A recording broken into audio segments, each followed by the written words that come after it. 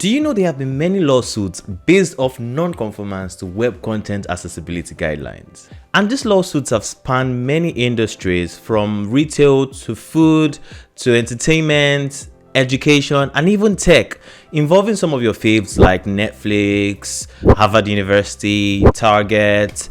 To mention but a few that I can remember. I made a short video last year about accessibility and how it's to be considered for every web design and development project. And in this video, I'm going to be shedding more light on why it is actually important and what exactly it is. So stay tuned.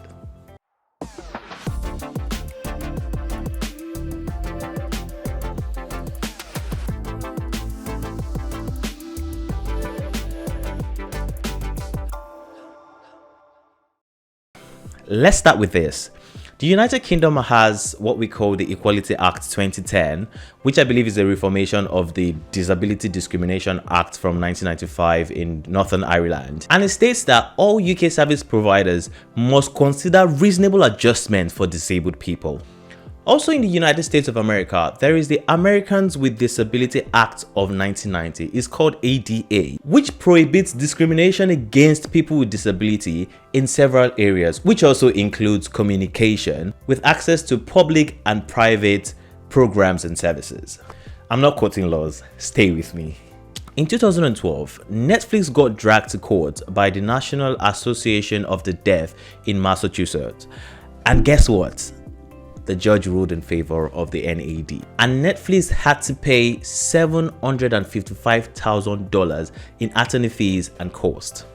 Also in 2015, the National Association of the Deaf dragged MIT and Harvard University to court for violating US accessibility laws by not providing appropriately accurate and comprehensive captioning for their course materials online, that's in audio and video files, which they claim denies people that are deaf and simply hard of hearing access to the free online program.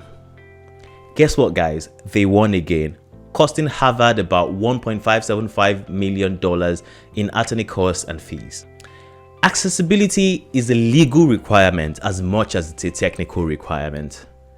It's the practice of creating a website that can be used by anyone irrespective of their capabilities, especially taking into account people with disabilities.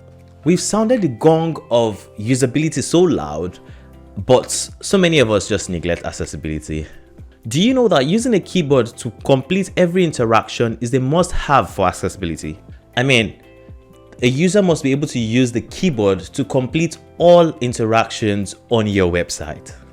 Your layout must be well aligned such that if a blind person is navigating your website using a keyboard, the screen reader is able to capture every content and features of your site without missing out the very deep details and in the particular order that it should go.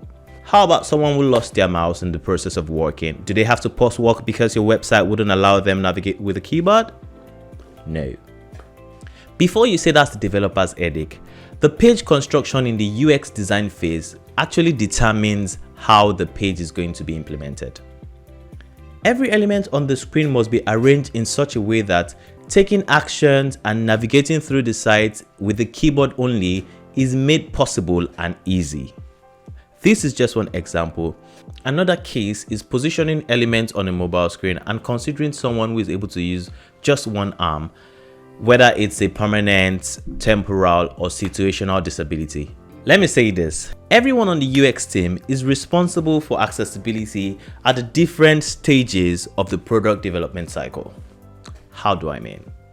The user researcher ensures that people with disability are an integral part of the research activities, having them participate in interviews, focus groups, usability testing, and focused accessibility testing.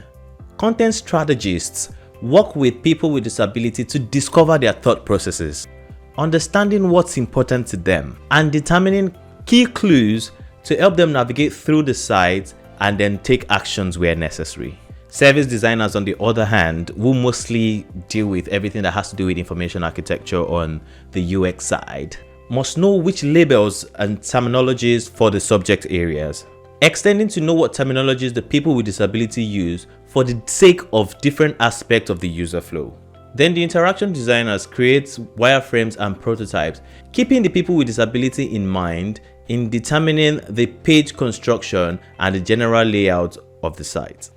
While the developers focus on ensuring that accessibility is implemented, the UX team also must ensure that the background and the foundation of the product has the right accessibility measures considered. Most international web accessibility laws now demand that websites and applications are perceivable, operable, understandable, and robust enough to work for people with disabilities. And they largely ratified their digital accessibility laws to include the Web Content Accessibility Guideline as a standard to follow in making websites and applications accessible to people with disabilities. Now, this WCAG was published and is usually updated by the Worldwide Consortium, which is the W3C. And I'll drop some links in the description below for you to learn more about the Web Content Accessibility Guidelines. But as I drop my mic, let's make sure we are observing the best practices as accessibility is concerned. You don't want to be the reason your company is in debt. And while you do that, please make sure you subscribe to my YouTube channel and follow me on my social media pages at James Otemolu. And I'll see you again in the next video.